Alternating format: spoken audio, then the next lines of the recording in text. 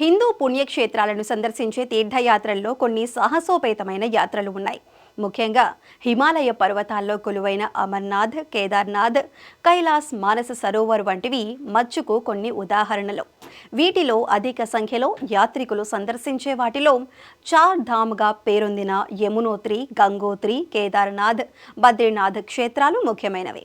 తెలుగు రాష్ట్రాలతో పాటు దక్షిణాది రాష్ట్రాల నుంచి పెద్ద సంఖ్యలో చార్ ధామ్ యాత్ర చేస్తుంటారు. ఈ 4 ధామ్లలో గంగోత్రి, బద్రీనాథ్ వరకు నేరుగా వాహనాల్లో చేరుకునే అవకాశం ఉంది. కానీ యమునోత్రి, కేదార్నాథ్ క్షేత్రాలకు చేరుకోవాలంటే నేరుగా రోడ్డు మార్గం లేదు. 12 జ్యోతిర్లింగాలలో ఒకటైన కేదార్నాథ్కు వెళ్లాలంటే యాత్రికులు గౌరీకుండ్ వరకు రోడ్డు మార్గం ద్వారా చేరుకుని అక్కడి నుంచి ఎత్తైన హిమగిరుల అంచు మీదుగా నడక సాగించాల్సి ఉంటుంది. గుప్తకాశీ సమీపంలోని ఫటా నుంచి హెలికాప్టర్ సదుపాయం ఉన్నప్పటికీ వాటి ధరలు సామాన్యులకు అందుబాటులో ఉండవు. అందుకే అత్యధిక సంఖ్యలో కాలినడకన, కొందరు గుర్రాలు లేదా పల్లకీల సహాయంతో కేదార్నాథ్ చేరుకొని ఆ పరమశివుడి దర్శనం చేసుకుంటూ ఉంటారు. ఇందులో ఏ మార్గమైనా ప్రమాదాలతో కూడుకున్నదే. కాలినడకన వెళ్లే మార్గం పూర్తిగా పర్వతాల అంచు మీదుగా ఉంటుంది. కాబట్టి జారి లోయల్లోకి, నదుల్లోకి పడిపోయే ప్రమాదాలు పొంచి ఉంటాయి.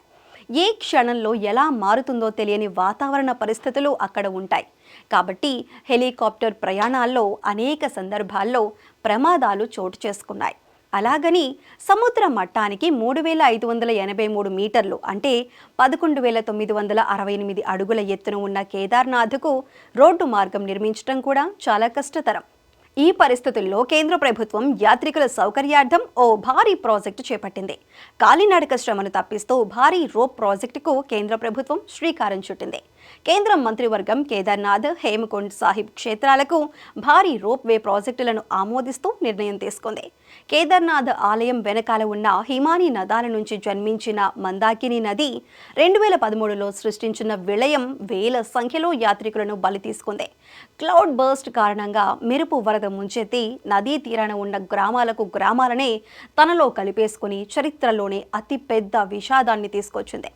ప్రస్తుతం కేదార్నాథ్ చేరుకోవాలంటే ఆ నదిని ఆనుకుని ఉన్న పర్వత శిఖరాల అంచుల మీదుగానే నడక సాగించాల్సి ఉంటుంది.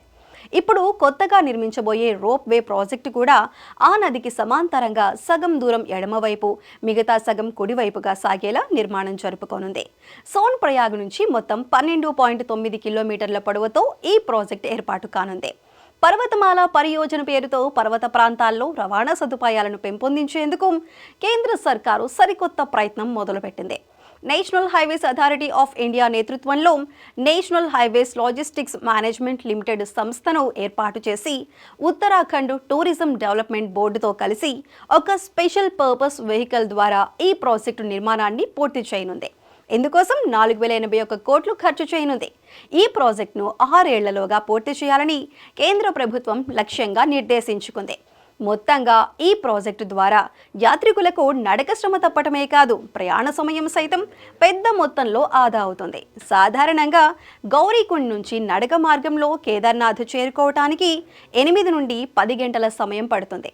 అదే ఇప్పుడు గౌరీకుండ్ కంటే 6 కిలోమీటర్ల ముందే ఉన్న సోన్ ప్రయాగ్ నుంచి 36 నిమిషాల్లో కేదార్నాథ్ చేరుకోవచ్చు.